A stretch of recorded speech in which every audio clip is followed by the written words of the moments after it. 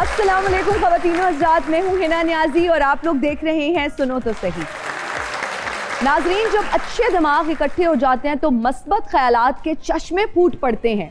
मेरा दिमाग तो बहुत अच्छा है, लेकिन आज के जो हमारे मेहमान हैं वो अपनी मिसाल आप ही हैं।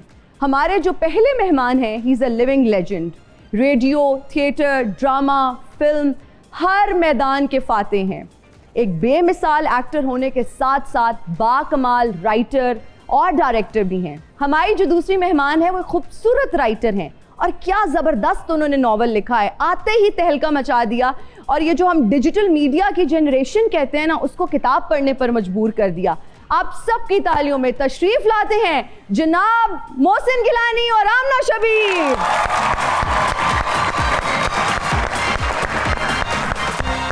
अस्सलाम वालेकुम। वालेकुम अस्सलाम और मेरी तरफ से सब देखने वालों को अस्सलाम वालेकुम। वालेकुम अस्सलाम। सर कैसे हैं आप? मैं ठीक हूँ और बेपनाह खुशी हुई आपको देखकर और मैं मशकूर हूँ सुनो टीवी वालों का, उन्होंने दावत दी और आपके शो में आके हमें भी जरा हंसने का मौका मिलेगा। It's an honour sir, please तशरीफ रखिए। आमना प्लीज तशरीफ रखें। आमों के शहर मुल्तान से हैं, लेकिन चेहरे की चमक गोल्डन सेब जैसी है माशाल्लाह। आमों का शहर जरूर है, हाँ। लेकिन आप सोहन हलवा भूल गई। ओ हाँ, तो कोई लाए हैं हमारे लिए सोहन हलवा? सोहन हलवे के साथ साथ आप भूल गई कि मेरा ताल्लुक मदीना तुल औलिया मट्टी से। वाह वाह वाह। गिलानी साहब सारियां गल्लां छड्डो, कोई अंब दी पेटी, कोई सोन हलवे दा डब्बा कुछ। ओ मेहमान पहली बारी आए ते नाल ही सोन हलवा ते नाल ही अंब ते नाल ही ओ जनाब दूसरी बारी आसो ना तो कीमे आले पराठे, अंब, सोन हलवे दा डब्बा ते नाल लस्सी मलाई वाली नाल ले आसो। ओए होए होए होए, एक और शो जो है ना, ये सीक्वल होना चाहिए फौरन बाद। ठीक है, हाजिर। आमना कैसी हैं आप? मैं ठीक हूँ, आप कैसी हैं? मैं बिल्कुल ठीक, अल्लाह का शुक्र। आपने नॉवल लिखा और उसने आते ही तहलका मचा दी, और जब हम डिजिटल मीडिया की जनरेशन का जिक्र करते हैं, मुझे लगता है कि ये कारनामा है जेनजी को किताब पढ़ने पर आपने मजबूर कर दिया। ऐसा क्या लिख बैठी हैं? मेरा नॉवल अगर आप स्टार्टिंग में पढ़ते हैं तो आपको कुछ डिफरेंस नहीं लगता। अच्छा। लेकिन जब उसका क्लाइमेक्स है ना, वो बहुत डिफरेंट है। रोमांटिक नॉवल है ये। रोमांटिक नॉवल है। उसका क्लाइमेक्स ऐसा है कि आपको डिस्टर्ब कर देता है और मतलब बहुत चेंज है। आप पढ़ेंगी, आपको बहुत अच्छा लगेगा। बहुत अच्छा। कितना टाइम लगा ये नॉवल लिखने में? मुझे लगे 8 to 9 मंथ। 8 to 9 months। अच्छा, तो ये क्या कोई अफसाना टाइप है या आपकी ऑब्जर्वेशन है या कोई हकीकत पर मबनी है ये नॉवल? मेरा नॉवल बेसिकली एक जुनून में है, और जो कि आज के नौजवान में बहुत ज़्यादा जुनून है, बर्दाश्त नहीं है। तो मेरा नॉवल इस पेस पे है और मोहब्बत पे है, इश्क पे है, इन चीज़ों पे है। ओ लड़की लिखे नावल और मोहब्बत और इश्क ना हो, ये तो हो ही नहीं सकता। ये तो हो ही नहीं सकता, क्योंकि नौजवान लोग जो हैं वो रोमांटिक चीज पसंद करते हैं। क्या जबरदस्त कुदरत ने आपको लबो लहजा दिया है, इतनी खूबसूरत आवाज है आपकी। वो जो आवाज एक एक्टर के लिए जरूरी होती है, क्या कहेंगे? सबसे पहले तो मैं ये बताता चलूं, मेरा ताल्लुक रेडियो पाकिस्तान मुल्तान से है, और फिर अब मैं पूरे पाकिस्तान के रेडियो का एक जिसे कहते हैं चमकता हुआ सितारा बन गया। वाह। कि 47 बरस मैंने रेडियो पाकिस्तान को दी, और जो सबसे अच्छी बात और जो सबसे बड़ा एजाज़ है वो 2 या 3 लोगों के पास है, वो है आउटस्टैंडिंग राइटर और आउटस्टैंडिंग ड्रामा आर्टिस्ट। 2 राइटर्स, आज बेहतरीन राइटर्स जो है ना वो आमने सामने बैठे। कमाल कर दिया। अभी तो मैं आमना से भी ये जानना चाहती हूँ कि ये डिजिटल एरा में हम दाखिल हो चुके हैं, हर इंसान यहाँ पर जो है ना वो कंटेंट क्रिएटर बन गया है और वो डिजिटल पे हम शिफ्ट हो गए ना। किताबों से रिश्ता जो है वो तकरीबन ख़त्म हो चुका है। आपने, मैं कहती हूँ कि ये इसको रिवाइव किया इस चीज़ को कि किताब पढ़नी चाहिए। कितना मुश्किल लगता था और कितना चैलेंजिंग लगता था इस दौर में भी कि कोई किताब पढ़ेगा, नहीं पढ़ेगा, क्या फीडबैक आएगा? वो इस तरह हुआ कि जब आप न्यू राइटर होते हैं तो आपको बहुत स्ट्रगल करनी पड़ती है, ऐसा आपको तो पता ही होगा। तो उसमें ये है कि मुझे बहुत स्ट्रगल करनी पड़ी। हर बंदे ने कहा नहीं आप न्यू राइटर हैं, मतलब ज़्यादातर तो ये होता था कि मेरी स्टोरी कोई देखता ही नहीं था, देखे बिना ही बोल देते थे कि नहीं हमने नहीं लेनी। बिल्कुल बिल्कुल। तो फिर हुआ ये कि जो मेरे सर थे उन्होंने जब मेरी स्टोरी देखी, सजाद गोहर सर, और जब उन्होंने देखी तो उन्होंने कहा आप इस पे नॉवल बनाएं। जब मैंने इस पे नॉवल लिखा तो मैंने फिर सबसे पहले सेंड किया खलीलुर रहमान कमर सर को। हाँ जी बिल्कुल, मैं इस हवाले से भी बात करना चाह रही हूँ कि खलीलुर रहमान कमर साहब को आपने जब ये भेजा, उन्होंने पढ़ा और वहाँ से भी आपको दाद मौसूल हुई, उन्होंने वाकई तारीफ़ की। उन्होंने बहुत तारीफ़ की। हाँ। और उनको भी क्लाइमैक्स बहुत अच्छा लगा। उन्होंने कहा मुझे भी बहुत डिस्टर्ब किया है। माँ और बेटी का रिश्ता जो था ना, मैंने वो उस पर बहुत ज़्यादा अच्छा नहीं लिखा।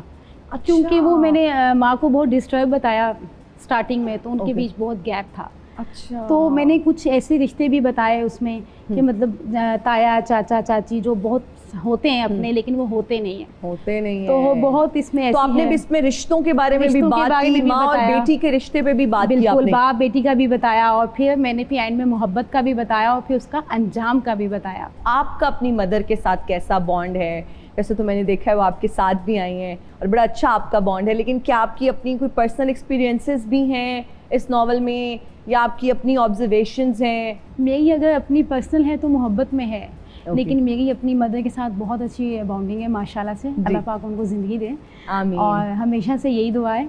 तो मेरा नावल का बेसिक पे ये था कि एक लड़की है जो बहुत ज़िद्दी है, जनूनी है और उसको जो चीज़ चाहिए उसको हर हाल में चाहिए। और जब उसका क्लाइमेक्स ऐसा है कि मतलब आप हिल के रह जाते हो, थोड़ा सा मुश्किल है। ज़बरदस्त। गिलानी साहब, बहुत सारे एक्टर्स जो है ना वो जवानी में क्रिकेटर्स बनना चाहते थे और आप भी उन्हीं में से एक हैं। क्या आप भी जवानी में चाहते थे कि मैं क्रिकेटर बनूं? Is that true?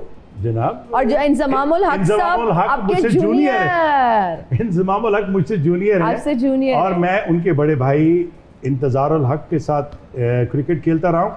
लेकिन हमारा जो खेल था ना वो इस तरह नहीं था कि हमने क्रिकेटर बनना, वो हमारा इतना था कि बस मुल्तान की हद तक, वो उस तरफ हम खेलते थे कि चलो एक शुगर लगा हुआ है। अच्छा, एक बात मैं कहना चाहूँगा, मैंने पिछले दिनों कल परसों ये किसी दिन मैंने वो देखा, वो बबरिक शाह मोहम्मद अली साहब के बारे में बात हो रही थी। वो आप हमारे शो में ही आपने देखा होगा। जी जी, मैंने वो शाह, देखा। जी। तो मैंने कहा अगर किस्मत मुझे ले गई तो मैं लोगों को बताऊंगा कि मोहम्मद अली साहब क्या है। और मोहम्मद अली साहब की जो आवाज़ या जो अंदाज है, सिर्फ दो आर्टिस्टों की इसकी इजाज़त। एक अदाकार अमानुल्लाह साहब, अल्लाह उनके दर्जात बुलंद करे, और दूसरे अदाकार उमर शरीफ साहब। उमर शरीफ साहब ने ज़ेबा और मोहम्मद अली साहब बैठे हुए थे, आके इजाज़त लेके उसके बाद उनकी परफॉर्मेंस की, जो वो आलू ले और ये वो इस तरह का वो जो बता रहे थे। तो ये दो अदाकारों के अलावा कोई तीसरा बंदा नहीं आया जो अदाकार मोहम्मद अली साहब के लहजे में,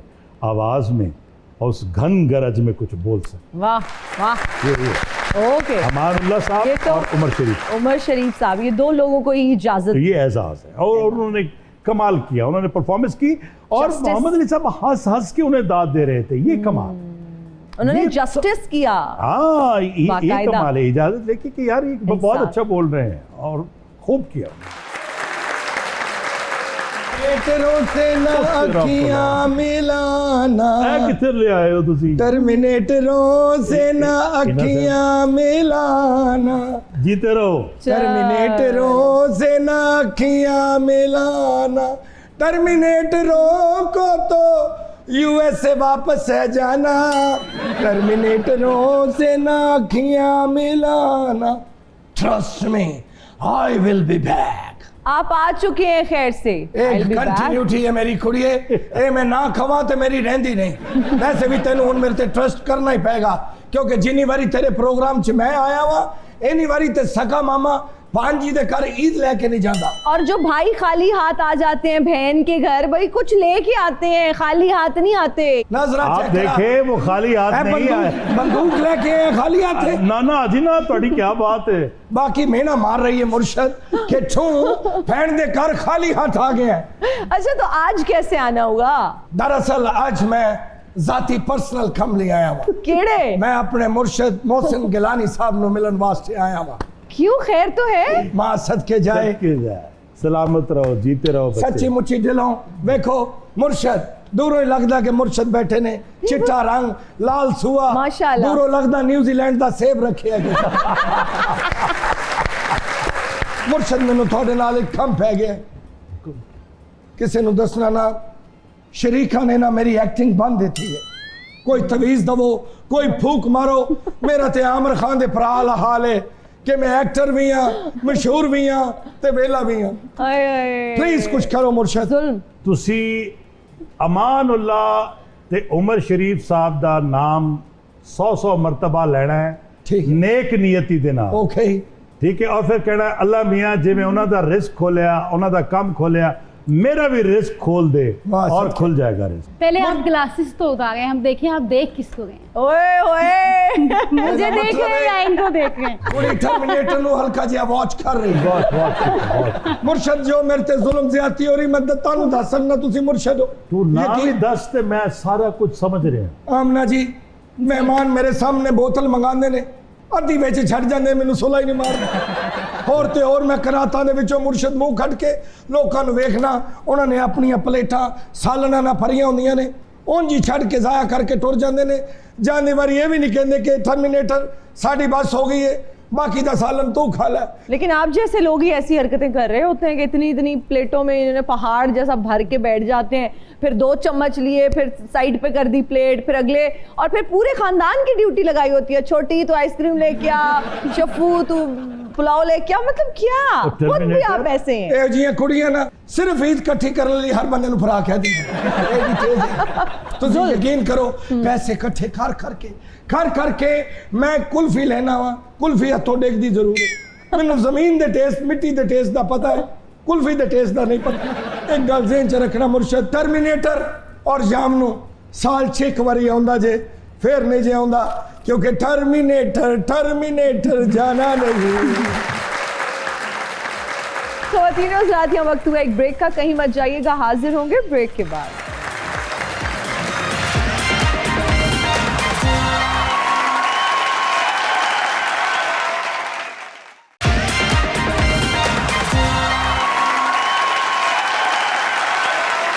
and we are right back after the break. Amna, अब आपने जब ये नॉवेल लिखा, एक रोमांटिक नॉवेल है, क्या इस चीज़ का कहीं ना कहीं खौफ था कि इसमें एंटरटेनमेंट का एलिमेंट उस तरह से नहीं है? इसमें है एंटरटेनमेंट। लो जी गिलानी साहब, हुण तो मैनूं लगदा है तू शो खत्म करा ते मैं नॉवल पढ़ के बात ही मैं पूरा पढ़ के ही घर नहीं सब कुछ पूछ गिनो अल्लाह के नो आखसी की कहानी एंड से मैं कहानी रुकी खड़ी।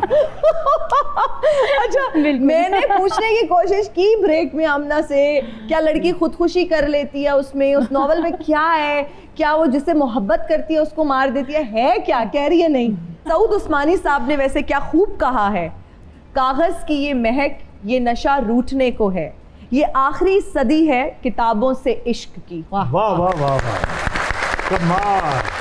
तो ये जो किताबों से इश्क है ना, ये अब जो हमारी जेनजी है ना, ये आप जैसे राइटर्स की वजह से इस तरफ आएगी। असर जैसे आप राइटर हैं, आप फिर ड्रामास बना रहे हैं, और फिर नॉवेल्स की जब हम बात करते हैं, नॉवेल्स पे तो बड़ी बेहतरीन फिल्म्स बन चुकी हैं। बिल्कुल, बहुत से ड्रामे बने हैं, बहुत जबरदस्त फिल्में बनी है।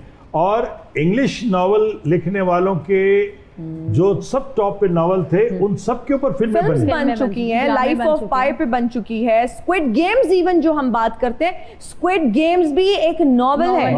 बिल्कुल, पाकिस्तान में बहुत बन चुके हैं। परिजात था, वो भी एक नॉवेल था। कहने का मतलब ये है कि अब आप इस तरफ भी आने की कोशिश करें कि एक नॉवेल लिखें और फिर उस पर हम फिल्म बना दें, या खलीलुर रहमान कमर साहब को आप वो पकड़ा दें शायद। देखिए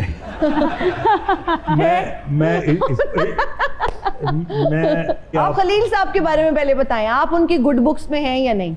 मैं कैसे हो सकता क्या मतलब? हर बंदे का अपना एक दायरा होता है जी, उनकी सोच का एक दायरा होता है, उनकी कलम निगारी का एक दायरा होता है, शायरी का एक दायरा होता है, गुफ्तगू का एक दायरा होता है, और फिर दोस्तों का भी एक दायरा होता है।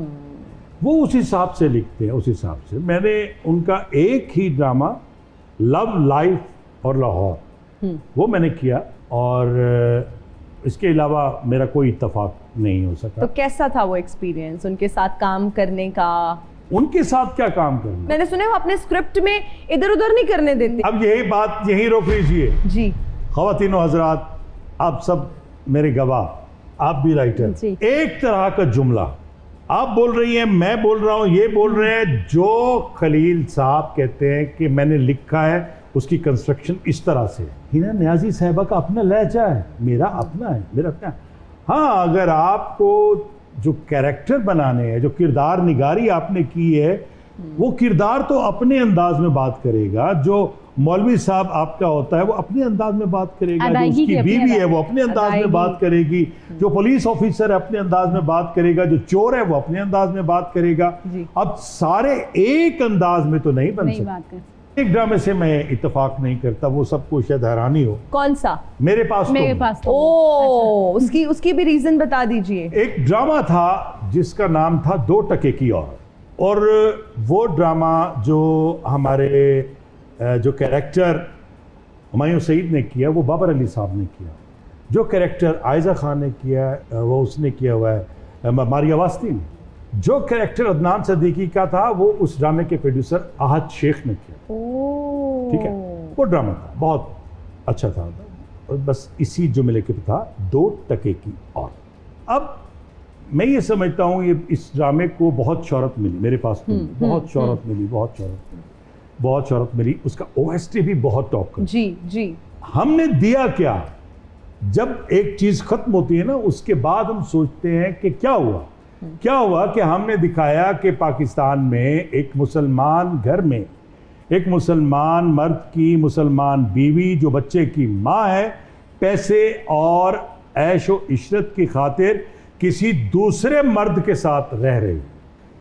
इंडिसेंट प्रपोजल मूवी तो बन सकती है, लेकिन ड्रामा नहीं बनता। ड्रामे के लिए कुछ चीज़ें ये होती हैं कि हमारी इस हिस्ट्री में, हमारे जो टेलीविज़न का ड्रामा है उसमें, देखिए दुनिया में अगर ये कहते हैं ना क्या कुछ नहीं हो रहा है, ये होता है तो होता होगा, लेकिन ये जो टीवी की स्क्रीन है ये फैमिली की स्क्रीन। 2 टके की औरत भी उनका ही लिखा हुआ है। अरे वही जादूगर है, ओके, वही घुमा देते हैं। You think that was not a family drama? मेरा ख्याल है कि वो चीज और एक बात मैं बता दूं, तमाम सुनने वालों जरा गौर करो, एक बात बता दूं, इस पे फिल्म बननी थी।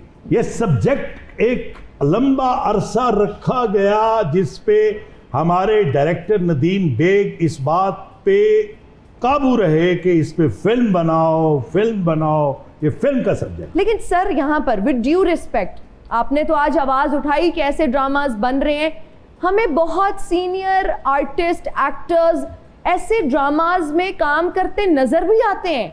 वो क्यों नहीं तब ऑब्जेक्शन उनका होता कि हम ऐसे ड्रामा में काम नहीं करेंगे? मिलॉर्ड, मैं ड्रामा कर रहा था, एक सीन आया, मैं ये देख रहा था, मैंने कहा ये क्या है, ये ऐसे लड़की क्यों परफॉर्म कर रही है? लैला जुबैरी साहबा, मैं नाम लेके बात, मेरे साथ बैठी, मैंने आपको पता है ये खुरच रही है मेज को, क्या हुआ इसको?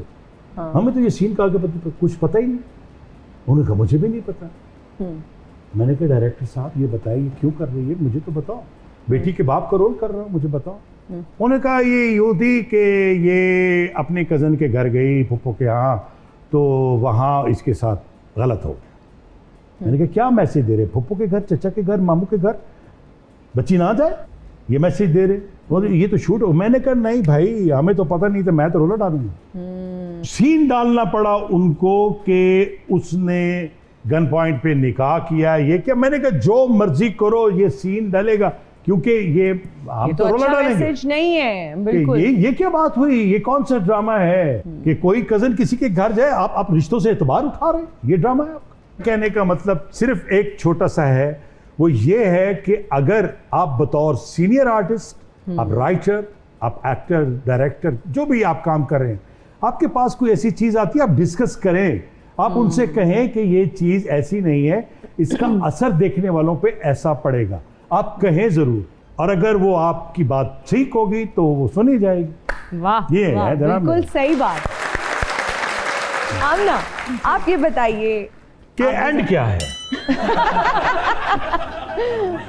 मैंने कहा शायद इतनी देर में भूल गई होगी, जरा पूछ लूं। एंड क्या है आमना, थोड़ा सा हिंट दे दो। चलो, ये ना बताए ना, इसकी खामोशी पे बाखुदा मैं सिर्फ 2 मिनट इसके साथ ऐसे बातें करता रहूं, मैं बता दूंगा एंड क्या। इसको कहो चैलेंज कबूल करो। जी कबूल किया। अच्छा, मैं आमना के लिए मेरा एक सवाल है। अभी मेरे पास तुम हो कि हम बात कर रहे थे, आपका मैं एक इंटरव्यू देख रही थी जिसमें आप ड्रामास का ओपिनियन दे रहे थे और आप बता रहे थे एज क्रिटिक। अगर मैं, आप एक क्रिटिक हो और आपने एक ड्रामा देखा है, मेरे पास तुम हो, अगर आप उसकी एंडिंग लिखती तो एंडिंग क्या होती? बहुत सारे लोगों ने उस पर एतराज किया, और दानिश को एंड पे मरना चाहिए था या नहीं मरना चाहिए था? उसको शादी कर लेनी चाहिए थी। शादी कर लेनी चाहिए थी। किससे? वही हिना कौन थी, वो लड़की है, लड़कियों वाली हीरा बातें मान। करेगी और क्या करेगी हीरा मान। बेचारी। पता है बेसिकली हुआ ऐसा कि खलीलुर रहमान सर जब कोई प्रोजेक्ट देते हैं ना तो उनसे लिया जाता है। अगर ऐसे हम अगर कुछ लिख वो रहे तो हैं अभी तो पड़ोसी मुल्क जा रहे हैं। आपने बड़ी खबर रखी हुई है, ये तो हमें नहीं पता वो उधर जा रहे हैं। मैं 2 घंटे का प्रोग्राम कर सकता हूँ ऐसी खबरें देख। आए आपके चंद प्रोग्रामों के जो क्लिप मैंने देखे हुए हैं, मैं उन पे 3 प्रोग्राम कर सकता हूँ। ओए लो और वो डॉक्टर उमर आदिल वाला सबसे अच्छा प्रोग्राम, डॉक्टर उमर आदिल का बहुत अच्छा। अरे वाह। वो इतनी खूबसूरत उन्होंने बातें की, बहुत अच्छी। गुफ्तगू की। अच्छा, आप कह रही हैं कि वो कुछ भी लिख देते हैं, क्या वजह है आमना, क्या मतलब लीडर लिखते सिंह वो है अच्छा उनके है। पास? लेकिन जैसे ऐसे ही मेन स्क्रिप्ट, जैसे मैंने उनको एक स्क्रिप्ट सुनाई, एक शर्मसार डिफरेंट सी मिलती जुलती सी स्क्रिप्ट थी, तो उन्होंने मुझे कहा मैं नंबर दे रहा हूँ, मैं नाम नहीं लेगी, तो डायरेक्टर का उनको सुना दूँ। तो उन्होंने मुझे कहा कि अगर ये उन्होंने लिखा होता तो मैं ले लेता, अगर आपने लिखा है तो मुझ पे हो जाएगा मसला मेरे लिए। एक बात और भी मैं कह दूं, मसला ये होगा कि आमना ने जब एक कंटेंट दिया, एक स्क्रिप्ट दिया, 1 लाइनर दिया एक। वन लाइनर जी 2 एपिसोड के साथ, जी जी 2-3 महीने इसको जवाब नहीं आएगा।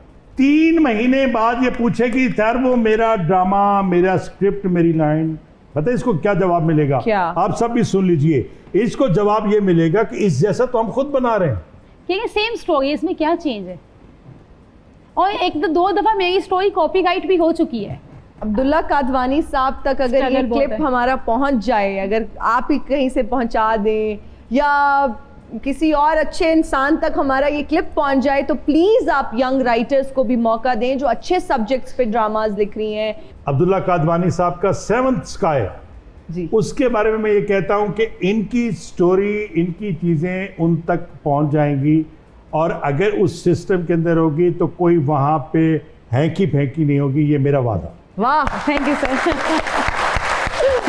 आमना, इतनी सिफारिश मैंने किसी की की होती ना Thank तो you उसने so अब तक मेरे अकाउंट में कम से कम 2 लाख भेज देना था। लो, मैं 3 भेज दूंगी, आप 2.5 वापस कर देना। Okay, this was a lighter note जी। नहीं नहीं, मुंह से निकल गया, अल्लाह तौबा, बाद में कहा, पहली take okay. Sir, Gilani family से हैं। गिलानी फैमिली का बच्चा जब वो कहता है घर में कि मैंने जाना है टीवी में, मैंने काम करना है रेडियो में, क्या रिस्पांस क्या आता है अब्बा का, फैमिली का? सर ये तो तसव्वुर से दूर की बात है, ओए होए, अच्छा। इसलिए कि जब मैं स्कूल की तरफ से रेडियो पे गया एक तकरीरी मुकाबले में, जी उन्होंने मुझे कह दिया आपकी आवाज़ बहुत अच्छी है, अच्छा। और इस वक्त रेडियो पे हमें बच्चों की आवाज़ों की ज़रूरत है। अगर आप इस चीज़ में दिलचस्पी रखते हैं तो घर वालों से NOC लेकर आए। जनाब, बस वहाँ से ही इब्तदा ही गलत हुई। मैंने एक फर्जी लिखवाई दरख्वास्त कि हमें कोई इतराज़ नहीं, हमारा बच्चे की आवाज़ अच्छी है, अब रखें। वाले साहब के दस्तखत किए, दे दी। जब ऑडिशन दिया, वाह वाह हुई। इस वाह वाह ने मुझे यहाँ तक पहुँचा कि मैं, वो वाह वाह थी और वो मेरी एक सफ़र था।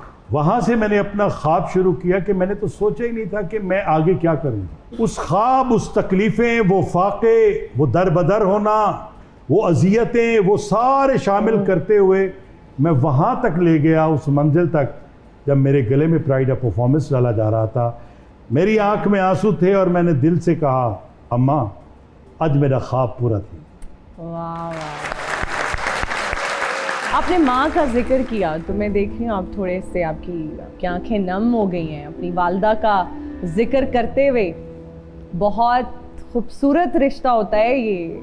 वालदा के हवाले से क्या कहना चाहेंगे? कितनी कमी महसूस करते हैं वालदा की?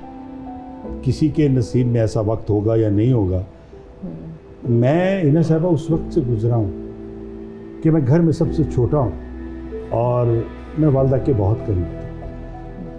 आज मैं आप सबको बताना चाहता हूँ कि माँ क्या होती है। हमारे यहाँ जो मुल्तान में आबाई थी, हमेशा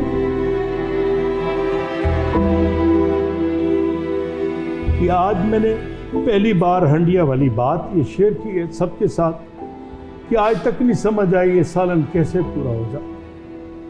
अल्लाह उनके दर्जात बुलंद फरमाए, अल्लाह हर माँ के दर्जात बुलंद फरमाए, हर उस माँ को सेहत वाली लंबी उम्र अता फरमाए जिनकी वालिदाएं बीमार हैं।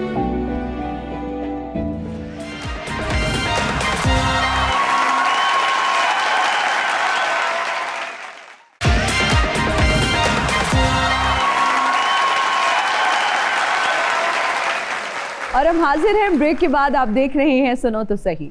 सर, आपकी जहानत पर हमें कोई शक नहीं, आमना आपकी जहानत पर भी, दोनों ज़हीन लोग हैं, लेकिन दोनों लिखारी हैं। लेकिन लिखारी आदमी कहीं आके कूड़ फंस जाता है ना। हाँ, बहुत नहीं आज समझ फसाने तो कोशिश कर सा। आपको दिए जाएंगे हेडफोन्स जिसमें चल रहा होगा म्यूजिक, गाने, आपको डिस्ट्रैक्ट करने के लिए, ताकि आप गाने सुने, लेकिन आपने वो बिल्कुल नहीं सुनने। मैं यहाँ पर एक्टिंग करके आपको बताने की कोशिश करूंगी, एक जुमला बोलूंगी, आप नहीं सुन सकते मुझे, कानों पे हेडफोन्स हैं, मैं एक्टिंग करूंगी जो कि मुझे नहीं आती, और आपके सामने तो सर इजाजत ही लेनी पड़ेगी मुझे पहले कि सर लेकिन एक्टिंग करके सही होती तो मैं पता कर लिपसिंग ही तो सर, लिपसिंग ते एक्टिंग, ज्यादातर डायलॉग्स होने, ज्यादातर पुराने गाना दे लिरिक्स होने। पानी, पानी, बुलबुला, पानी का बुलबुला, हा हा हा, पानी का बुलबुला, बुलबुला, बुलबुले, पानी, हाँ पानी का बुलबुला, पानी का बुलबुला, हा हा हा, पानी का बुलबुला, हा हा हा, ला पानी का बुलबुला, ओ ओ ओ, पानी का बुलबुला। एक एक खूबसूरत हुस्न, हुस्न हुस्न, एक हुस्न की देवी, एक हुस्न की देवी से मुझे प्यार हुआ था। आशका तू, आशका, सोना मुखड़ा लुकाण लई, दुपट्टा मुखड़े तो हाँ हाँ, आशका तो सोना मुखड़ा लुकाण, लुकाण, आशिका तो सोना मुखड़ा लुकाण लई, सज्जना ने वो अगे चिकदान लई, चिकदान लई, ओ चिकदान लई, आशिका ने बुए अगे चिकदान। सर आप सुरखरू हो गए इस इम्तिहान में, मुबारक हो। वो गाना इसे ना मजे का लगा दिया जालिमों ने, इतनी ऊंची आवाज में, मैं उसका मजा ले रहा था, पता नहीं मैं क्या क्या हरकतें करता रहा, वो तो सब रिकॉर्ड कर ली होंगी आपने। सब हमने रिकॉर्ड किए। मुझसे पहली, मुझसे पहली सी मोहब्बत नामा, ये सारी समझ आ रही है यार। नहीं। अच्छा एक गुजारिश करूं, हाँ आपकी आवाज नहीं आनी चाहिए। अच्छा ओके ओके, आप लिप्स मूवमेंट करें और बॉडी लैंग्वेज के ओके साथ। डन। एक मोहब्बत 100 अफसाना, एक मोहब्बत 100 अफसाने, लुट गई, अल्लाह ना करे, अल्लाह ना करे। दुख पछतावा लुट गई, बर्बाद हो गई, मुझे कख समझ नहीं आई। यस, मैंने कहा साउंड नहीं होगा, ये फंस जाएगी। बोलते गए हैं पर चस बड़ी आई, मुझे नहीं ना आई, समझ ही नहीं आई। ਉਹ ਕਹਿੰਦੀ ਨਚਾਸ ਆਈ ਹੈ, ਤੁਸੀਂ ਕਹਿੰਦੇ ਲੁੱਟਤੇ ਗਏ ਆ, ਚੱਸ ਬੜੀ ਉਹਨੇ ਕਿ ਮੁਝੇ ਨਹੀਂ ਨਾ ਆਈ, ਨਚਾਸ ਆਈ ਹੈ ਨਾ ਸਮਝ ਆਈ ਹੈ ਤੇ ਮੁਰਤੀ ਆਈ ਹੈ। गुड वन मोहसिन साहब, तालियां। अस्सलामु अलैकुम। वालेकुम अस्सलाम व रहमतुल्लाहि व बरकातहू। मैं अफसाने तराश रखता हूँ, अनुमान ढूंढ के लाइए, सालन आ जाएगा किसी घर से, आप जाइए नान ढूंढ के लाइए। मेरी जान दी है जुत्ती। लेकिन ये गल्ला करती है जी कुड़ी नूं नान लैन भेजो ना तो खमीरियां रोटियां लैन दी, तो घर आके कहेगी सारी गलती होगी जल्दी में। आप कौन है? मेरा नाम वैसे तो बहुत लंबा और बहुत बड़ा है, लेकिन अदबी और कलमी हलकों में मुझे मंटो, गज्जू मुत्ते वाला, खोए वाला, मलाई वाला कहते हैं। आप अफसाना निगार हैं या रंगबाज हैं? असल अफसाना निगार जो होता है वो रंगबाज ही होता है, वैसे मैं रंग साज हूँ। वो किस तरह के सवाल कर रही हो एक अफसाना निगार से? नहीं आप जाइए, आप अपना काम अधूरा छोड़ के आए होंगे, जाएं। मैं अफसाना निगार को एक बात कहता हूँ, जी। मियाँ वाली ते मुल्तान, मियाँ वाली ते मुल्तान, सराकी मिठी जुबान, सराकी मिठी जुबान, सारी जिन ते सारी जान, सारी मियाँ जिन- वाली ते मुल्तान, वाह। और जीवे सोना पाकिस्तान। वाह, वाह। जियो मुर्शद सिक्का ही मारता जे। मेरी बात सुने आमना जी, दरअसल एक अफसाना लिख बैठा हूँ, जी जी। खत्म होने का नाम ही नहीं लेता। क्यों? एक बड़े प्यारे और खूबसूरत मोड़ पे आ चुका हूँ। अगर तुसी हथ पवाओ तो मैं अफसाना चौक के इंज दौड़ा जिमें कोई चीज चौक के बंदा नहीं दौड़ता, तो यकीन करो। लेकिन एक बात बता दो है ना आपको, जी। आमना की तरफ देख के एक चीज ज़हन में जरूर आती है क्या? कि अफसाना नगारी का मुस्तकबिल रोशन है, और अगर ये चाहें तो मेरा भी। एक्सक्यूज मी, लेकिन वो चाहे तो बस तुसी बरकत मुर्शद नहीं पहन देनी मुझे पता नहीं, ना। वो हैप्पीली मैरिड है माशाल्लाह, लव अभी तो मैरिज हो पाके चुकी मैं आ है। गया हूँ। अच्छा, अच्छा।